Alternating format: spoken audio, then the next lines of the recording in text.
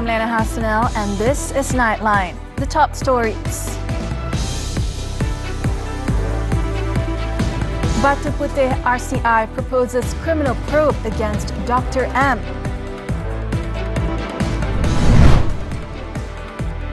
And Prime Minister slams delay in My Digital ID second 5G network rollout.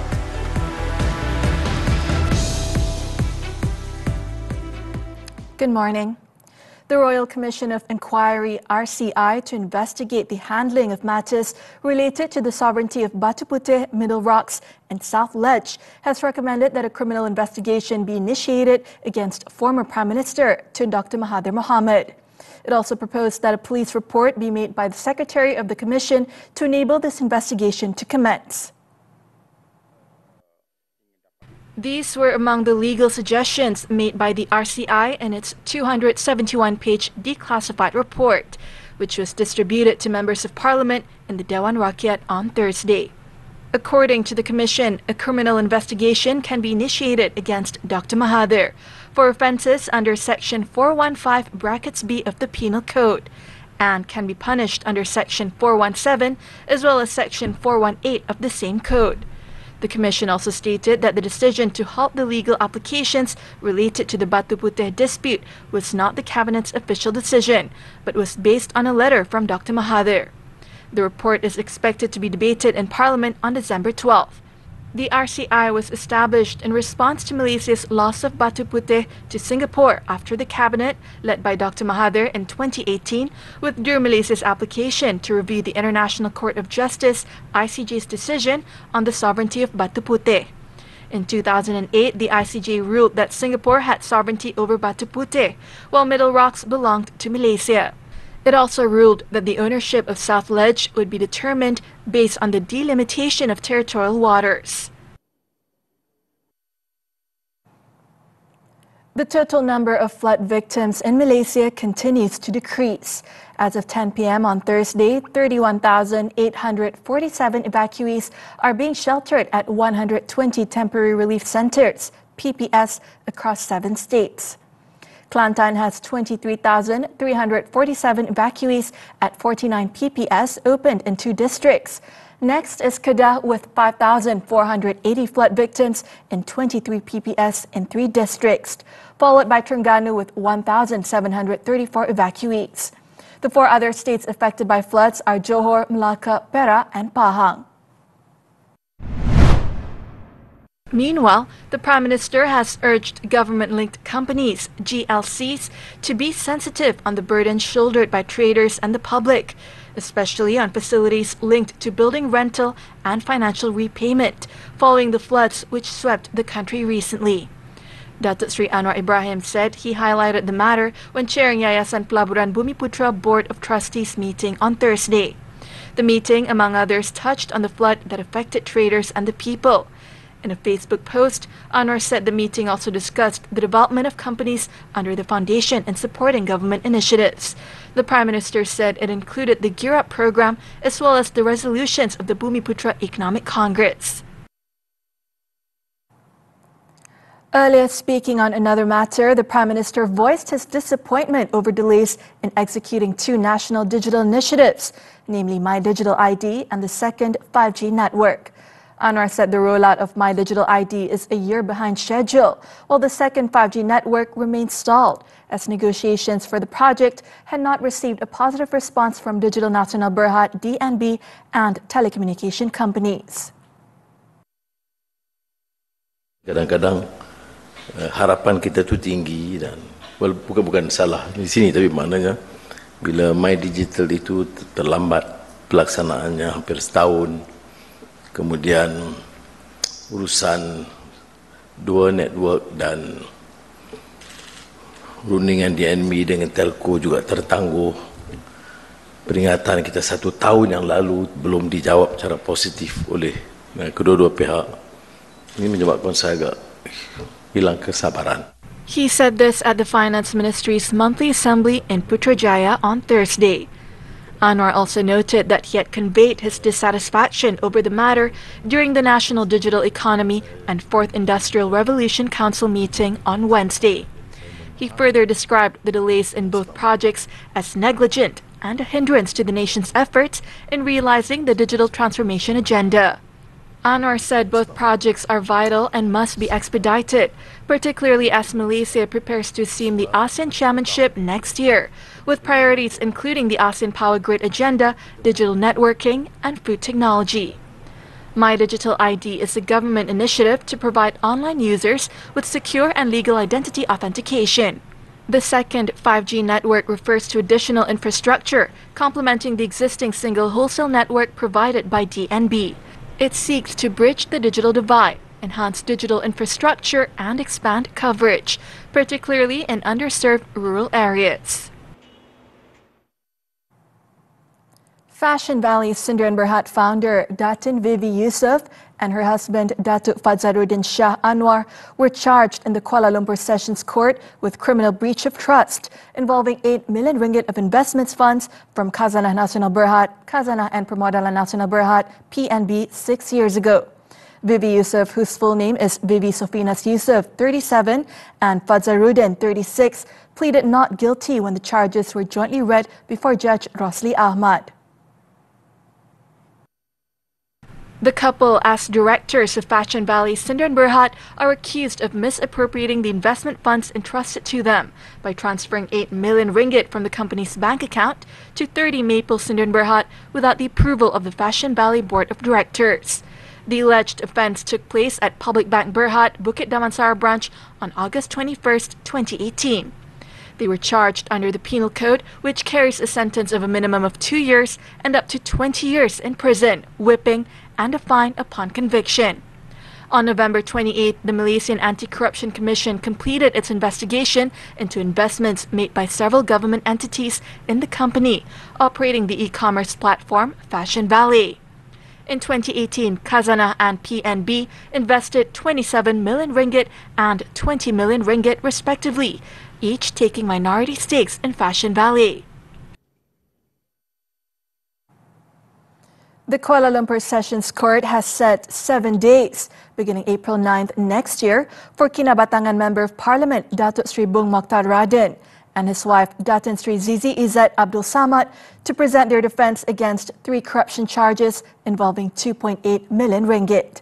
Judge Rosli Ahmad fixed the trial dates for April 9th to 11th, April 14th and 15th, and May 5th and 6th, 2025. The judge also set a case management date for January 21st, 2025, while maintaining the 100,000 ringgit bail with one surety for each accused. An additional condition was imposed, requiring both defendants to surrender their passports to the court. The case is now being presided over by Judge Rosli following the transfer of the previous judge, Rosina Ayob. The mention of the case on Thursday comes after the Court of Appeal's decision on November 18th, which remitted the case back to the Sessions Court. On November 18th, the Court of Appeal ruled that Bung Moktar and Zizie Izette must enter their defence against 3 corruption charges involving 2.8 million ringgit. This followed the prosecution's successful appeal against the couple's acquittal by the Kuala Lumpur High Court on September 7, 2023. In Johor, a Chinese national has been charged at the Johor Bahru Magistrates Court with the kidnapping of a 15-year-old girl. The accused, Huang Xiaonan, a 22-year-old university student studying in Singapore, claimed trial before Magistrate Arsalini on Thursday to kidnapping the teenager at a hotel in Johor Bahru on November 24th. Huang was charged with the kidnapping of the 15-year-old student, who is also a Chinese national, with the intention to confine her in secret. The charge was read to him in Mandarin. The offence was framed under the Penal Code, which carries a jail term of up to 7 years and a fine upon conviction. The court did not allow to bail and set January 27th next year for the next mention and the submission of documents. In Johor, a 20-year-old unemployed man who allegedly stabbed his mother to death at their home in Felda, Air Hitam on Wednesday was remanded for 7 days by the Kluang Magistrates Court on Thursday. The remand order until Wednesday was issued by Magistrate Mustaqim Sukarno to facilitate police investigations into the case. Kluang Police Chief Assistant Commissioner Bahrain Muhammad Noh stated that the suspect was arrested in Felda Air Hitam at 11 p.m. on the same day after police were alerted to the incident. The case is being investigated as murder under the Penal Code. It was reported that the woman in her 50s was allegedly stabbed in the back by the suspect following a row at their home at around 10:45 a.m. She was found motionless in a pool of blood in the living room of the house and was rushed to the Aceh Besar Haja Kalsam Hospital, but was pronounced dead upon arrival. Authorities said the cause of the dispute has yet to be established. A knife was also recovered from the scene. Meanwhile, the suspect's father, 49-year-old Masrudin, said the suspect, his third child among 5 siblings, had been undergoing psychiatric treatment for the past 6 months. He believes his son was not in control of his actions and hopes that authorities will take his mental health condition into account. The suspect has no prior criminal record and tested negative for drugs.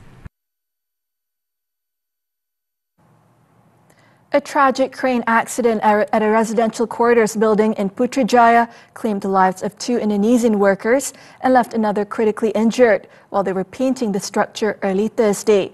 The incident occurred at 9:20 a.m. when the crane the 3 men were using reportedly toppled, causing them to fall from the 7th floor. Putrajaya Police Chief ACP ID Shah Muhammad identified the deceased as Sukawan Wilhan, 54, and Danianto Yusak, 53, while their injured colleague Yasin, 56, sustained severe injuries. Initial investigations revealed that the accident was caused by the hydraulic jack of the crane sinking into the ground, which led to the crane losing balance and toppling. All 3 men were in the crane's bucket carrying out painting works at the time of the incident. The victims were taken to Putrajaya Hospital for treatment and post-mortem. Meanwhile, Putrajaya Federal Territory Fire and Rescue Department Director Abdul Manaf Che Isa said 15 personnel from the Precinct 7 and Precinct 14 fire and rescue stations were dispatched to the scene following an emergency call at 9:30 a.m. The investigation has been handed over to the relevant authorities. Operations at the site were concluded at 10:57 a.m. The case has been classified as sudden death.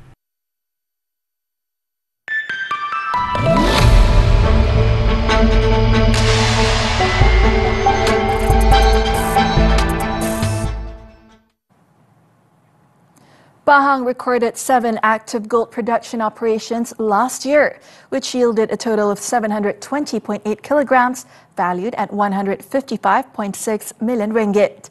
Menteri Besar Datuk Seri Wan Rosdi Wan Ismail said that a gold belt has been established in the central region of the peninsula, covering areas such as Lipis, Raup, Maran, Pekan and Rampin.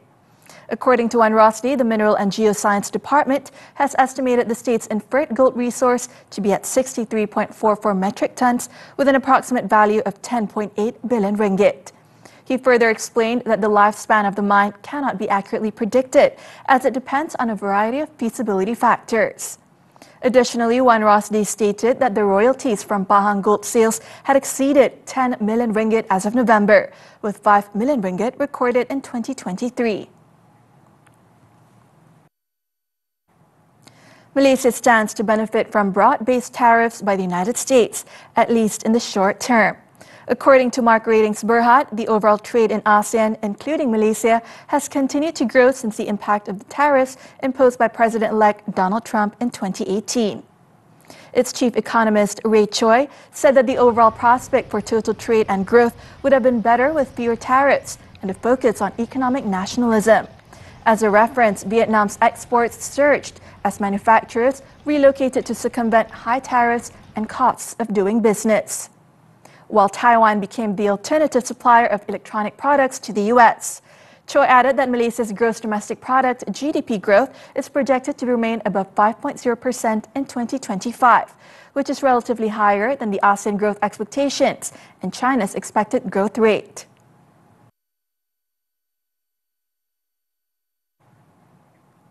The United States' decision to impose tariffs on solar panels from Southeast Asian nations could present challenges for industry players in Malaysia and the broader region. TradeView Capital noted that the proposed tariff rate exceeding 20% is likely to have a significant impact on solar photovoltaic manufacturers in Malaysia and Southeast Asia, given the industry's inherently thin profit margins, with the operations primarily established to serve European and US markets rather than domestic ones. Last Friday, the US trade officials announced new tariffs on solar panel imports from Cambodia, Malaysia, Thailand, and Vietnam, after American manufacturers claimed these countries are unfairly flooding the market with cheap goods. The final ruling on anti-dumping tariffs is expected by June 2025, with the countervailing duty investigation set to conclude by April 2025.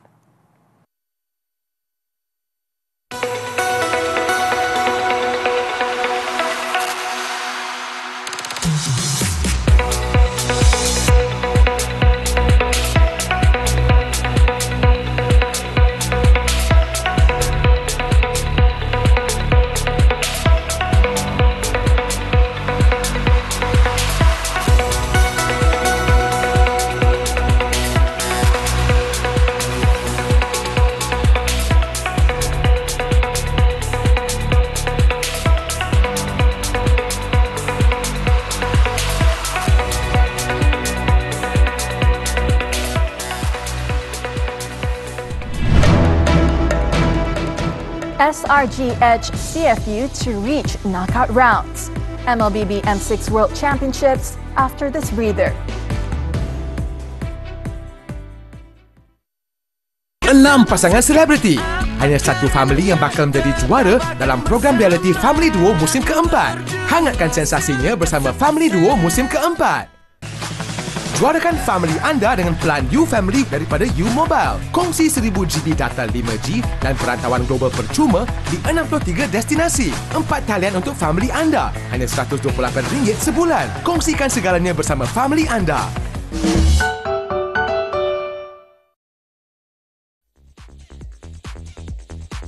One in a Million adalah program reality pertama yang Tomok join, dan program inilah yang membawa nama Tomok ni sampai sekarang. Bila dapat tahu program One in a Million akan kembali tu, tak tahu, di sini rasa sangat-sangat excited lah, sebab kita pernah berada dalam program tu. Bila muncul balik itu, rindu tu terubat lah. Saya sangat-sangat looking forward dengan persembahan kalian semua. All the best.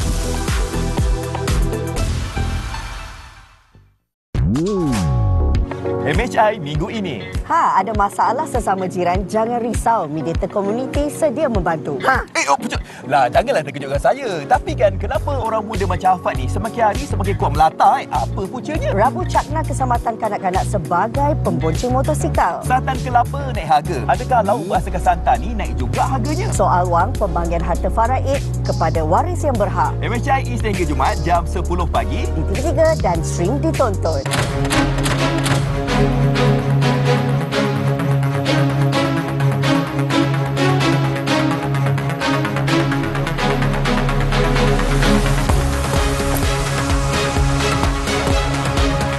Lebih segar, lebih dinamik. Laporan komprehensif menghidupkan pagi anda. Buletin pagi dengan waktu yang baharu. 9.30 pagi setiap hari bermula 1 November.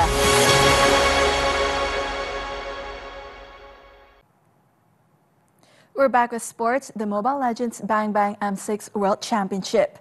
Malaysia's favourites, Selangor Red Giants, SRG, reached the knockout rounds with a hard-fought 2-1 win over CFU Gaming of Cambodia in the 5th round of the Swiss Stage event on Thursday.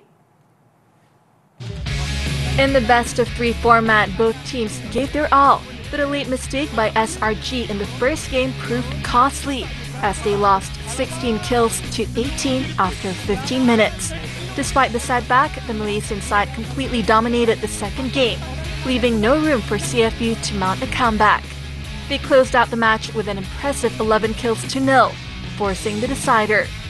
SRG then delivered a stellar performance in the final game, managing to hold off CFU's aggression and securing a decisive wipeout late in the match, before destroying the Cambodian Crystal to clinch a remarkable 13 kills to 7 victory to book their spot in the knockout rounds.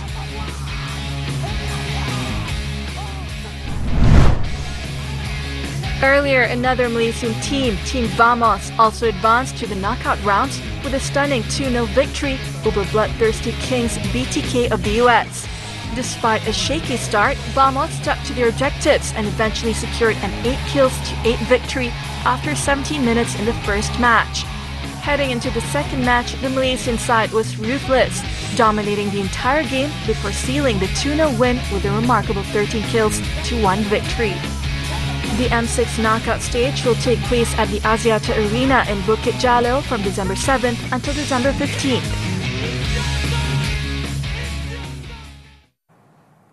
On to football now, the AFC Champions League 2.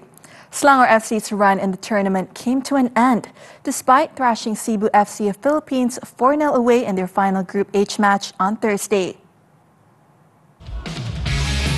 After wasting a couple of chances, the Red Giants found the back of the net in the 44th minute, when Yohandri Orozco headed an Alvin Fortes' cross. Selangor upped their tempo in the second half, with Orozco scoring his brace just 3 minutes after the restart, before Noah Lane made it 3-0 9 minutes later, crushing Cebu's hopes of a comeback.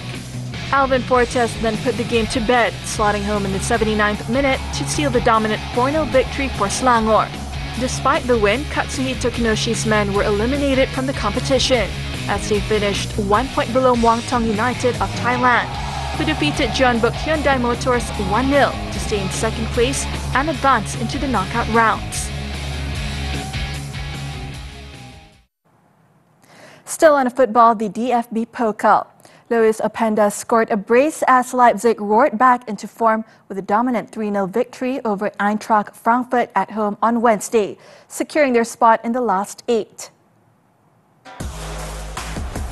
The hosts took the lead in the 31st minute through Benjamin Sesko's sublime composure, rounding the keeper and finishing inside the box. Leipzig then doubled their lead just 4 minutes after the restart, when Openda tapped in a perfectly timed cutback by Antonio Nusa. Openda then netted a second just before the hour mark, firing a scorcher from outside the box to seal the 3-0 victory for the home side. The win ended Leipzig's 6-game winless run across all competitions, while Frankfurt broke their run of 7 straight wins since mid-October.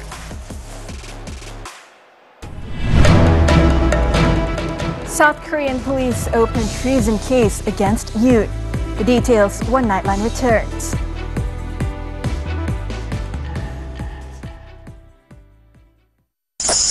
Wanita hari ini. Seronok tengok orang bahagia. Hai, kita semua layak untuk bahagia. Musim-musim hujan ni dapat makan sup sedap juga Nak kan? tak kalau saya belanja sup? Ada sup Gearbox, ada tom yum, ada rasam. FOMO dan juga YOLO adakah boleh menjerat kita? Ikuti perbincangannya nanti. Monsun dah bermula, banjir di mana-mana. Apa persiapan kita jika berlakunya banjir? Cakap sikit terasa, tegur sikit merajuk. Hai, susahnya lah kalau pasangan ni kuat sentak. Semuanya di WHI TV3. Dan stream ditonton. Wanita hari ini. Apa yang kelakar sangat tu Kak? Ni tengah tengok drama baru dekat tonton ni. Macam seronok je cerita ni. Kalau nak tengok kat TV, boleh tak? Boleh je Mak. Cari aplikasi tonton. Dah jumpa tu tinggal buat turun je. Dah buka tonton, tekan butang sign in, nanti dia keluar macam ni. Dia ada bagi link. Tapi nak senang, imbas je kod QR ni. Masukkan je ID dengan password. Sekarang ni tinggal cari Snap dan main drama. This is the best platform for me to spread my wings. Dari mimpi ke realiti. That you can actually sing. Most of them can't. Hari ini, mereka sudah berada di kelas tersendiri. Menjadikan suara mereka satu dalam sejuta. You've got talent and you don't need us to tell you that. Siapakah yang akan muncul sebagai bintang yang seterusnya? Kalpis Soda One in a Million kini kembali di TV3. Kekal cakna, kekal sihat. Hello Doktor merungkai pelbagai persoalan kesihatan anda. Penyakit kronik, pemakanan, kesihatan mental, semuanya demi kesejahteraan anda. Setiap minggu bersama tenaga pakar kesihatan terbaik Malaysia, segalanya terjawab dalam Hello Doktor setiap Ahad 5.30 petang di TV3 dan stream juga melalui tonton. On to the foreign front. Police in South Korea have opened an investigation into President Yoon Suk-yeol for alleged treason after his brief declaration of martial law this week. Local media reported on Thursday that a team at the National Police Agency has been assigned to investigate the president, while allegations of treason have also been made against the country's recently resigned Defense Minister Kim Yong-hyun, as well as Army Chief of Staff General Park An-soo and Interior Minister Lee Sang-min. The four have been accused of treason and other related charges for their roles in the declaration and subsequent lifting of martial law on Tuesday night. One complaint for treason was filed against the president by a minor opposition party, and a second was submitted by a group of 59 activists. Citing non-specific threats from anti-state forces and obstructionist political opponents, President Yoon imposed martial law for about 6 hours late on Tuesday night, before reversing course after Parliament held a vote to oppose the move, and people took to the streets in protest. Yoon also faces an impeachment vote in Parliament on Saturday for his declaration of martial law. Meanwhile, Yoon's ruling People Power Party is divided over the crisis, but said it would oppose impeachment, with the party in turmoil and 2 years left in Yoon's 5-year term. French President Emmanuel Macron met allies and parliament leaders on Thursday as he sought to swiftly appoint a new prime minister to replace Michel Barnier, who officially resigned a day after opposition lawmakers voted to topple his government. The vote was the first successful no-confidence action since a defeat for Georges Pompidou's government in 1962. When Charles de Gaulle was president, the Élysée Palace said Macron had asked Barnier and his government to stay on in caretaker capacity until a new government is formed. According to sources, the president is believed to be in a hurry to appoint the new premier to avoid a vacuum. Limiting any impression of political chaos is all the more important for Macron, who will host world leaders on Saturday, including U.S. President-elect Donald Trump, for the reopening of Notre Dame Cathedral in Paris after the devastating 2019 fire. The Zionist military killed at least 39 Palestinians in strikes across the Gaza Strip overnight, including at least 20 in an attack that set ablaze tents sheltering displaced families in a crowded camp. According to Gaza medics on Thursday, the strike set several large tents ablaze, and the fire was worsened by the explosion of cooking gas canisters and burning furniture of the displaced people. It also reported that other Zionist strikes hit Gaza City, where a house sheltering an extended family was destroyed. Not only that, the strikes also damaged 2 nearby homes, killing at least 3 Palestinians. In Rafah, another Zionist strike killed at least 3 Palestinians, while 3 others were killed in a separate airstrike in Shijaya in eastern Gaza City.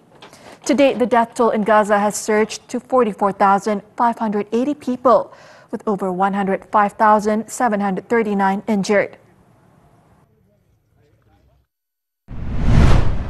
Meanwhile, Israel dismissed as entirely false an Amnesty International report on Thursday, accusing it of committing genocide against Palestinians in the Gaza Strip. In a statement, its foreign ministry said that the deplorable and fanatical organization Amnesty International has once again produced a fabricated report that is entirely false and based on lies. The statement said that it was instead Hamas's unprecedented October 7, 2023 attack on Israel that was genocidal, and added that Israel is defending itself and acting fully in accordance with international law. Earlier, rights group Amnesty said its findings were based on dehumanizing and genocidal statements by Israeli government and military officials, satellite images documenting devastation, fieldwork, and ground reports from Gazans. The London-based human rights group said its 300-page report was a wake-up call for the international community and urged states to stop transferring weapons to Israel. Mexico has announced its largest ever seizure of 1,100 kilograms of synthetic opioid fentanyl as cross-border pressure mounts for the country to crack down on drug trafficking into the United States. Authorities said the seizure was the equivalent of 20 million fentanyl doses and would cause an economic hit to organized crime of an estimated $400 million. It was reported that the haul came after authorities took 2 separate actions in the coastal state of Sinaloa. Mexico's Public Safety Secretary, Omar Garcia Harfuch, confirmed that 2 individuals were arrested during the raids, which also led to the confiscation of firearms and equipment used for drug production. It comes amid rising pressure from President-elect Donald Trump's threats of tariffs unless Mexico takes stronger action against drug trafficking.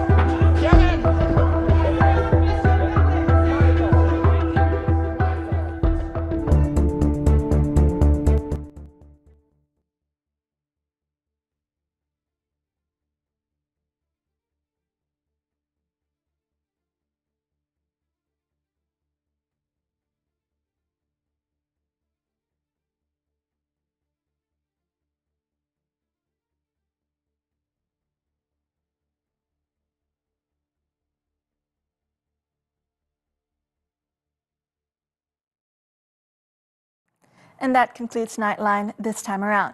Before we leave, let's take a look as tens of thousands are expected to attend France's Lyon famous Magic Lights Festival to watch Louis XIV statues turned into a Christmas snowball or projection of a child's dream on a building. With that, I'm Hassanel. Thank you for watching and be well, Malaysia.